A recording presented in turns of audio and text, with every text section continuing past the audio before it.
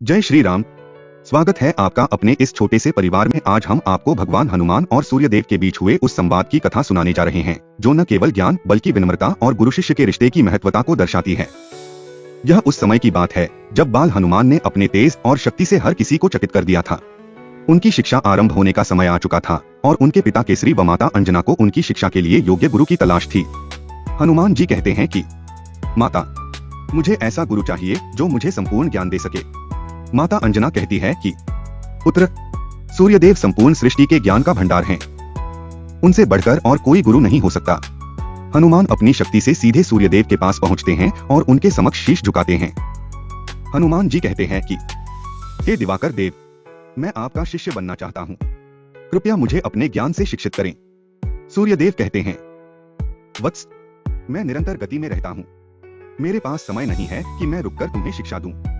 हनुमान जी मुस्कुराते हुए कहते हैं, हे प्रभु, अगर आप रुक नहीं सकते तो मैं आपके साथ साथ चलकर शिक्षा प्राप्त करूंगा।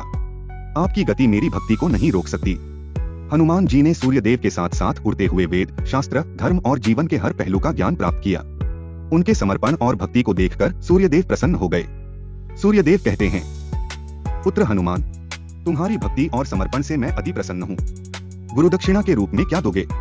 हनुमान जी विनम्रता पूर्वक कहते हैं, हे प्रभु, मैं एक सेवक हूँ। मेरी हर सेवा आपकी दक्षिणा है। सूर्यदेव आशीर्वाद देते हुए कहते हैं, तुम्हें असीम ज्ञान, बल और भक्ति का वरदान देता हूँ। तुम सदा राम भक्त कहलाओगे। इस कथा से हमें यह सीख मिलती है कि सच्ची भक्ति और समर्पण से कोई भी लक्ष्य असंभव नहीं। हनुमान जी की गुरु भक्ति और सूर्यदेव का ज्ञान दोनों ही हमारे जीवन के लिए प्रेरणादायक हैं।